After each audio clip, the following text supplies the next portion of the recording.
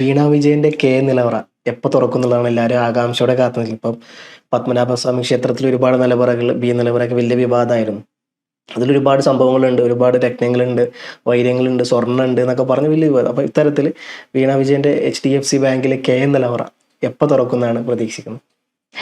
നിലവറ എപ്പോ വേണമെങ്കിലും കുത്തി തുറക്കാൻ വേണ്ടി. അതായത് HDFC ഇപ്പോ വീണ വിജയന്റെ ബാങ്ക് അക്കൗണ്ടുകളെല്ലാം ഫ്രീസ് ചെയ്തിരിക്കുകയാണ്. പക്ഷെ അത് EDയുടെ തന്നെ അന്വേഷണ പരിധിയിൽ നിന്നുകൊണ്ട് EDയുടെ തന്നെ മേൽനോട്ടത്തിൽ ഇത് തുറക്കണം, HDFC ബാങ്കിലെ അക്കൗണ്ട് തുറക്കണം, അതിന്റെ കൂടുതൽ വിവരങ്ങൾ ശേഖരിക്കണം എന്നുള്ളതാണ് ഇപ്പോഴത്തെ ഒരു നീക്കം വരുന്നത്. അപ്പൊ എപ്പോ വേണമെങ്കിലും തുറക്കാം, എത്രയും പെട്ടെന്ന് തുറക്കേണ്ടത് തന്നെയാണ്. അല്ലെങ്കിൽ അത് തുറന്നു കഴിയുമ്പോൾ പലരുടെയും തല തെറിക്കും എന്നുള്ളൊരു വാർത്ത കൂടെ ഉറപ്പായിട്ടും ഒരു അക്കൗണ്ട് ഹോൾഡർ ഇപ്പോൾ ഈ ഒരു അന്വേഷണം ഇവിടം കൊണ്ട് മാത്രം ഒതുങ്ങുന്നതല്ല. ഇപ്പൊ HDFCയിൽ ഇപ്പൊ തുറക്കാൻ പോകുന്ന HDFCയുടെ നിലവറ തുറക്കുമ്പോഴത്തേനും അവിടെ 1 lakhന്റെ മറ്റൊരു FD തന്നെ കിടക്കുന്നുണ്ട്. അതല്ലാണ്ട് അതിനപ്പുറത്തേക്ക് ട്രാൻസാക്ഷൻസും കാര്യങ്ങളും ഒക്കെ നടന്നിട്ടുണ്ട്. ഈ ട്രാൻസാക്ഷൻസ് പരിശോധിച്ചു കഴിഞ്ഞാൽ, അതായത് ഫവാസ് പറഞ്ഞ പോലെ നിലവറ തുറന്നു കഴിഞ്ഞാൽ അടുത്ത അന്വേഷണം പോകുന്നത് അങ്ങ് അബുദാബി കൊമേഴ്ഷ്യൽ ബാങ്കിലേക്കായിരിക്കും, കൊമേഴ്ഷ്യൽ അക്കൗണ്ടിലേക്കായിരിക്കും. അവിടെ അബുദാബി ബേസ് ചെയ്തിട്ട് വീണ വിജയന് പണ്ട് മുതൽ തന്നെ അക്കൗണ്ട് ഉള്ളതിന്റെ വിവരങ്ങളൊക്കെ നേരത്തെ പുറത്ത് വന്നിട്ടുണ്ട്. പക്ഷെ ഇവിടെ സംഭവിക്കാൻ പോകുന്നത് അബുദാബി ബേസ് ചെയ്തിട്ടുള്ള കൊമേഴ്ഷ്യൽ ബാങ്ക് അക്കൗണ്ടിലേക്ക് പോയിരിക്കുന്ന ക്യാഷ് എന്ന് പറയുന്നത് എക്സാലോജിക്കിന് കിട്ടിയ ക്യാഷ് മൊത്തം ട്രാൻസ്ഫർ ചെയ്തിരിക്കുന്നത് അബുദാബിയിലേക്കാണ് എന്നുള്ളതാണ് ഇപ്പൊ പുറത്തു വരുന്നൊരു വാർത്ത എന്ന് പറയുന്നത്. പക്ഷെ ഈ ഒരു ബാങ്കിൽ കഴിഞ്ഞ ഇടയ്ക്ക് ഒരു 2 മലയാളി ഓഫീസേഴ്സിനെ, അതായത് മലയാളികളായിരുന്നു അവരെ 2 പേരെ സസ്പെൻഡ് ചെയ്തിരുന്നു. ആ ഒരു വിഷയം അധികം ചർച്ചയായിട്ടില്ല. പക്ഷെ എന്തിനു വേണ്ടി സസ്പെൻഡ് ചെയ്തു എന്നുള്ളൊരു അന്വേഷണം വരുമ്പോഴാണ് അതിന്റെ കൂടുതൽ വിവരങ്ങൾ പുറത്തു വരുന്നത്. ഈ അബുദാബി കൊമേഴ്ഷ്യൽ ബാങ്കിൽ വീണ വിജയനുള്ള അക്കൗണ്ടിന്റെ ഡീറ്റെയിൽസ് ED കുറെ നാളായിട്ട് ഇതിന്റെ പിന്നാലെ ഉണ്ടല്ലോ. പക്ഷെ EDയുടെ അന്വേഷണം നമ്മൾ പുറത്തറിയുന്ന കുറച്ച് കാര്യങ്ങൾക്ക് അപ്പുറത്തേക്ക് ED കൃത്യമായിട്ടും ഇതിന്റെ പിന്നാലെ വലവിരിച്ചുണ്ടായിരുന്നു. അപ്പോൾ അവർക്കിപ്പോ അബുദാബിയിലെ അക്കൗണ്ടിന്റെ വിവരങ്ങൾ അറിയാനായിട്ട് ലീഗലി പോകുന്നതിനേക്കാളും എല്ലാ ഓഫീസേഴ്സും ചെയ്യുന്ന ചെറിയ ട്രിക്കുകൾ പോലെ അവിടെയുള്ള ഈ 2 ഉദ്യോഗസ്ഥരെ കൊണ്ട് അവിടെ നിന്നുള്ള കുറച്ച് രഹസ്യ വിവരങ്ങൾ അവരെടുപ്പിച്ചിട്ടുണ്ടായിരുന്നു. അപ്പൊ അതിനെതിരെ വീണ പരാതി കൊടുക്കുകയും അതിന്റെ നടപടിയായിട്ട് ഈ 2 ഉദ്യോഗസ്ഥരെ വീണ വിജയന്റെ എക്സാലോജിക് ഈ അക്കൗണ്ടിലേക്കുള്ള വിവരങ്ങളുടെ കൂടുതൽ റിപ്പോർട്ടുകൾ പുറത്ത്, അതായത് ചോർത്തി കൊടുത്തു എന്നുള്ളതിന്റെ പേരിലാണ് ഇപ്പൊ ഈ 2 ഉദ്യോഗസ്ഥരെ സസ്പെൻഡ് ചെയ്തിരിക്കുന്നത്. അപ്പൊ കൃത്യമായിട്ടും ഈ അക്കൗണ്ടിൽ പുറത്ത് പോകാൻ പാടില്ലാത്ത തരത്തിലുള്ള രഹസ്യങ്ങളുണ്ട് എന്നുള്ളത് ഉറപ്പുള്ള, അല്ലെങ്കിൽ ഇത്തരത്തിൽ പരാതിയായിട്ട് പോകുമ്പോൾ ഈ 2 ഉദ്യോഗസ്ഥരെ സസ്പെൻഡ് ചെയ്യുമൊന്നുമില്ലല്ലോ. അത് മാത്രമല്ല, കഴിഞ്ഞ ദിവസം ഇപ്പോ ഈ പറയുന്നത് പോലെ റെയ്ഡിന് വന്ന സമയത്തും ED ഉദ്യോഗസ്ഥരുടെ കാറിൽ HDFCയിലെ ഒരു ലേഡി ഓഫീസർ കൂടി ഉണ്ടായിരുന്നു. അപ്പോ EDക്ക് ഹെൽപ്പ് ചെയ്യുന്ന ഒരുപാട് പേര് അതിനകത്തുണ്ട്. കൃത്യമായിട്ടും ED കുറച്ച് നാളുകളായിട്ട് ഈ അന്വേഷണ റഡാറിനകത്ത് ഉണ്ട് എന്നുള്ളത് ഉറപ്പിക്കാവുന്ന കാര്യമാണ്. ഈ ഉദ്യോഗസ്ഥയ്ക്ക് ഈ വന്ന സമയത്ത് തിരിച്ചു പോകുമ്പോൾ ED ഉദ്യോഗസ്ഥരുടെ കാർ ആക്രമിച്ച സമയത്ത് ഈ വനിതാ ഉദ്യോഗസ്ഥയ്ക്ക് പരിക്കേറ്റിട്ടുമുണ്ട്. അപ്പോ കൃത്യമായിട്ടും വീണയ്ക്കെതിരെയുള്ള നീക്കങ്ങൾ ED ആസൂത്രിതമായിട്ട് തന്നെ അതിന്റെ പിന്നാലെ തന്നെ ED ഉണ്ടായിരുന്നു. അതിന്റെ ഒരു തെളിവ് തന്നെയാണല്ലോ ഇത്തരം ഉദ്യോഗസ്ഥരെ കൂടെ നിൽക്കുന്നതും കൃത്യമായിട്ടുള്ള തെളിവുകൾ എടുക്കാൻ പറ്റിയതും ഒക്കെ. അപ്പോൾ അബുദാബി കൊമേഴ്ഷ്യൽ ബാങ്കിലെ അക്കൗണ്ടിലേക്ക് കാര്യങ്ങൾ പോകുമ്പോൾ ആ ബാങ്ക് അക്കൗണ്ടിന്റെ ഡീറ്റെയിൽസ് ഇപ്പൊ പറഞ്ഞതുപോലെ പുറത്ത് പോകാൻ പറ്റാത്ത രഹസ്യങ്ങൾ അതിലുണ്ടെന്ന് പറഞ്ഞല്ലോ. എക്സാലോജിക്കിന്റെ കമ്പനിയുടെ ബേസിലാണ് അവിടെ അബുദാബിയിൽ ഈ അക്കൗണ്ട് തുടങ്ങിയിരിക്കുന്നത്. അബുദാബി മീഡിയ സിറ്റിയിൽ എക്സാലോജിക് സൊല്യൂഷൻസ് എന്ന് പറയുന്ന ഒരു കമ്പനി അവിടെ പ്രവർത്തിക്കുന്നുണ്ടായിരുന്നു.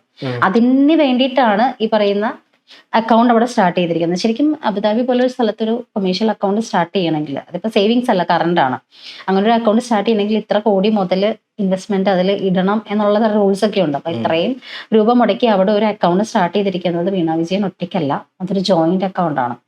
ആ ജോയിന്റ് അക്കൗണ്ടിൽ ജോയിനി ആയിട്ട് ഉള്ളത് സുനീഷ് M എന്ന് പറയുന്ന ഒരാളാണ്. അപ്പോ എക്സാലോജിക്കിന്റെ ഡയറക്ടർ ആരാണ്? വീണ വിജയൻ മാത്രമാണ്. പക്ഷെ എക്സാലോജിക് സൊല്യൂഷൻസിന്റെ പേരിൽ അബുദാബിയിൽ തുടങ്ങിയിരിക്കുന്ന അക്കൗണ്ടിന്റെ പാർട്ട്ണറായിട്ട് ഇപ്പോഴും ഉള്ളത് സുനീഷ് M എന്ന് പറയുന്ന മനുഷ്യനാണ്.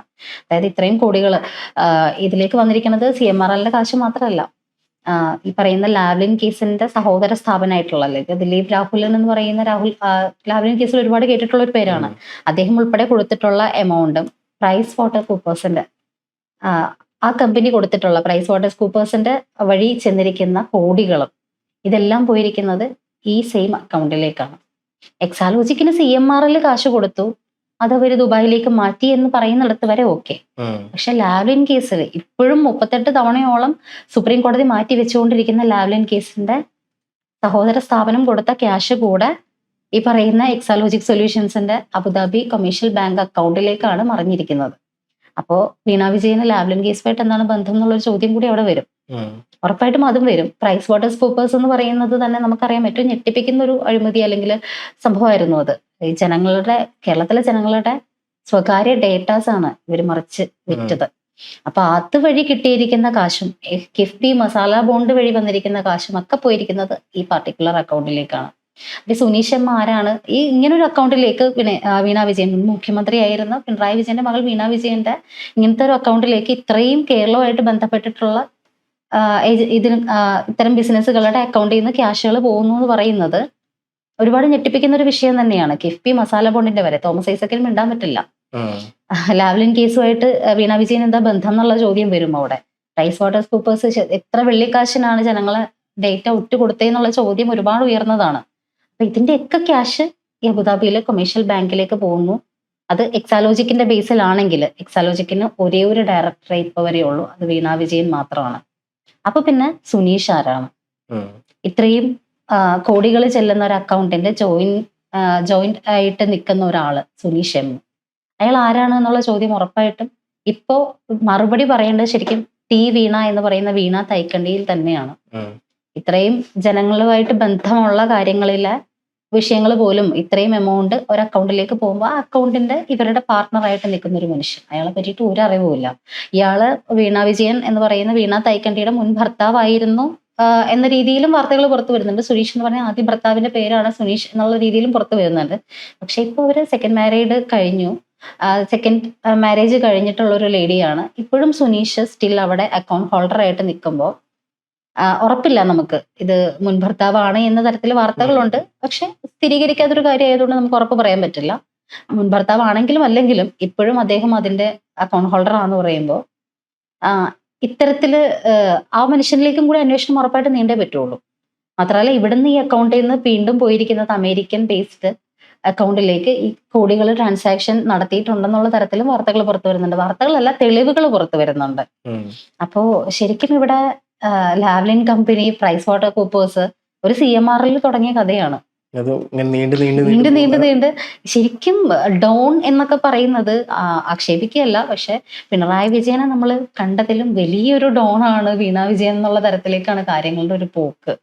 എനിക്ക് ഒന്നാമത് ഇത്തരത്തിലുള്ള ഒരു ആരോപണം വരുമ്പം അറ്റ്ലീസ്റ്റ് മാധ്യമങ്ങൾക്ക് മുമ്പിൽ വന്നുകൊണ്ട് വിശദീകരിക്കുക എന്നുള്ളൊരു കടമയെങ്കിലും പ്രത്യേകിച്ച് ഒരു മുൻ മുഖ്യമന്ത്രിയുടെ മകൾ, ഏകദേശം 10ഓളം വർഷങ്ങൾ കേരളത്തെ ഭരിച്ച ഒരു മുഖ്യമന്ത്രിയുടെ മകൾ എന്നുള്ള നിലയ്ക്ക് ഒരു ചെയ്യണമായിരുന്നു. അതുപോലെ ചെയ്ത് എനിക്ക് തോന്നുന്നു. അതിനുശേഷം പിണറായി വിജയൻ വാർത്താ സമ്മേളനം വിളിച്ചായിരുന്നു. അതിൽ പറഞ്ഞ പോലെ രാഹുൽ ഗാന്ധിയെ പേരെടുത്ത് പറഞ്ഞ് മീൻസ് ആ ടോപ്പിക് ആ ഒരു വിഷയത്തിലൂടെ മാറ്റി കളിക്കാനാണ് നോക്കിയത്. രാഹുൽ ഗാന്ധിക്ക് സന്തോഷമായല്ലോ. രാഹുൽ ഗാന്ധി തമ്മിലുള്ള ബന്ധമാണ് ഇപ്പൊ മനസ്സിലാവാത്തത്. മാത്രമല്ല സതീശൻ പ്രധാനമന്ത്രിയെ കണ്ടതിന്റെ പിറ്റേ ദിവസമാണ് ഈ നടപടി ഉണ്ടായത് എന്നുള്ളതും അതിന് ട്രോളായിട്ട് സതീശനും വന്നു. ഞാൻ ഇങ്ങനെ വിളിച്ചിട്ട് എന്താ പറയാ പ്രധാനമന്ത്രിയോട് പറയുന്നു. അപ്പോൾ പ്രധാനമന്ത്രി ഇങ്ങനെ ഇടിക്ക് വിളിച്ചിട്ട് പറയുന്നു നാളെ പെട്ടെന്ന് പോയി പറയണം, എനിക്ക് വേണ്ടപ്പെട്ട ആളാണ് സതീശൻ. അതുകൊണ്ട് സതീശൻ ഒരു കാര്യം പറഞ്ഞാൽ എനിക്ക് എങ്ങനെ അത് അവോയ്ഡ് ചെയ്യാൻ പറ്റും. അപ്പോൾ ഇത് സതീശൻ ഇങ്ങനെ ട്രോളി പറയുന്നൊക്കെ ഉണ്ട്. അതെ, പക്ഷെ ഇതിൽ ഏറ്റവും രസകരമായിട്ടുള്ള വിഷയം എന്ന് വെച്ചാൽ ഇപ്പൊ കമ്മിറ്റിയിൽ സഖാക്കള് തന്നെ പ്രതികരിച്ചു കഴിഞ്ഞു.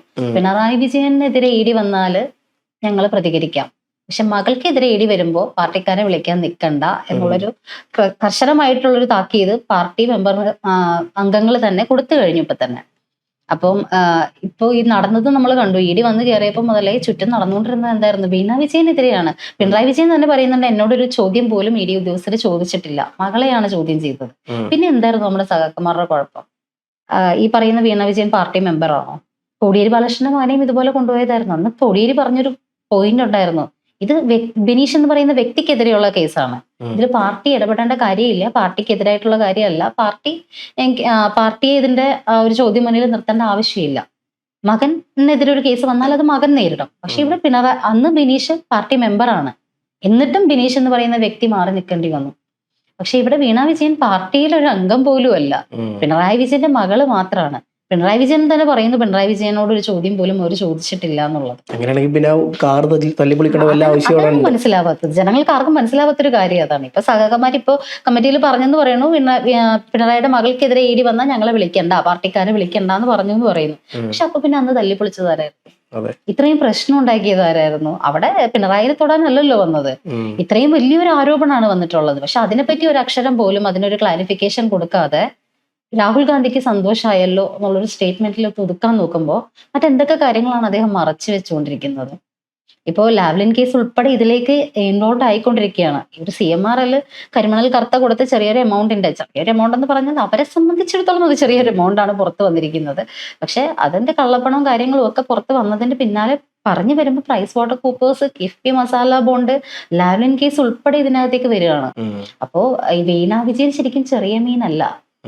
വീണ തൈക്കണ്ടി അഥവാ വീണ എന്ന് പറയുന്ന എക്സാലോജിക്കിന്റെ ഡയറക്ടർ ചെറിയൊരു മീനേ അല്ല. പിണറായിയെക്കാളും ഒരുപടി മുന്നിലാണ് ഈ ഒരു, അല്ലെങ്കിൽ ഒരു അധോലോകം എന്നൊക്കെ പറയേണ്ട രീതിയിലേക്ക് ശരിക്കും പിണറായി വിജയൻ ഒന്നും അല്ല എന്നുള്ളതാണ് ഇപ്പോൾ പുറത്തു വരുന്ന വാർത്തകളുടെ അടിസ്ഥാനത്തിൽ മനസ്സിലാവുന്നത്.